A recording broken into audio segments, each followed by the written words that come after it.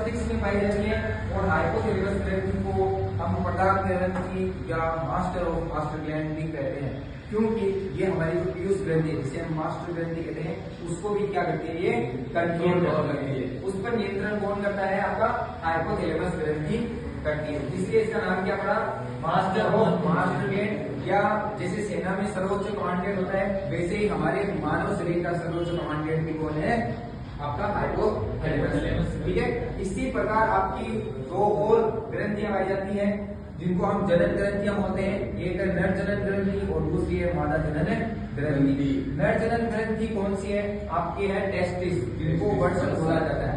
ये वर्षण हमारी जो उदर गुहा है उसके नीचे पाए जाते हैं, शरीर से बाहर पाए जाते हैं और इन वर्षण में अंतराली कोशिकाएं होती है जिनको हम लीडिंग सेल बोलते हैं।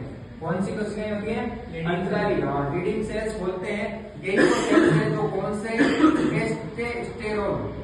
टेस्टोस्टेरोन हार्मोन का स्रावण करती है। कौन सा हार्मोन निकालती है, टेस्टोस्टेरोन हार्मोन। और इसी टेस्टोस्टेरोन हार्मोन को बोला जाता है नर हार्मोन। क्या बोला जाता है, नर हार्मोन। और ये क्वेश्चन आ रखता है कि नर हार्मोन कौन सा है, ठीक है, तो वहां पर हमारा आंसर क्या जाएगा, टेस्टोस्टेरोन। ठीक है, दूसरा है ये जो टेस्टोस्टेरोन हार्मोन है ये हमारे मानव शरीर में जो द्वितीयक लैंगिक लक्षण होते हैं, नर के द्वितीयक लैंगिक लक्षण जैसे दाढ़ी मूंछ का आना, ठीक है, शरीर बलिष्ठ होना, इसके अलावा आपका आवाज का भारी होना, ये सभी जो लक्षण है वो किस पे डिपेंडेंट होते हैं, आपके टेस्टोस्टेरोन लेवल पे डिपेंडेंट होते हैं। दूसरा है आपका मादा जनन ग्रंथि। कौन सी जनन ग्रंथि है, मादा जनन ग्रंथि। ठीक है, मादाओं में अंडाशय को बोला जाता है मादा जनन ग्रंथि। इस अंडाशय में वैसे हमारे अंडाशय की जो संख्या होती है वो होती है आपकी दो। कितनी जोड़ी, दो, एक जोड़ी। संख्या में कितने, दो।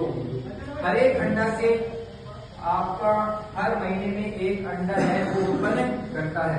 और अंडा कब उत्पन्न करता है, यौवन अवस्था में जब फर्स्ट टाइम पे रजोदर्शन होता है उस टाइम पे क्या होता है, हर एक अंडा से एक अंड का उत्सर्जन करता है अपनी ग्राफीन पुटिका से। ठीक है, इसी प्रकार ग्राफीन पुटिका है वो हमारे एक हार्मोन जिसको मादा जनन हार्मोन बोला जाता है, एस्ट्रोजन, उसका भी स्राव करती है।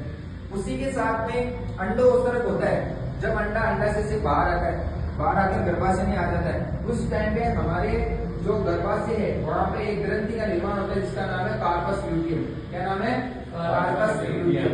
ये जो ग्रंथि है ये दो प्रकार के हार्मोन रिलीज करती है। पहला हार्मोन है प्रोजेस्टेरोन। कौन सा हार्मोन है, प्रोजेस्टेरोन। और इसे बोलते हैं गर्भावस्था हार्मोन, इसको बोला जाता है।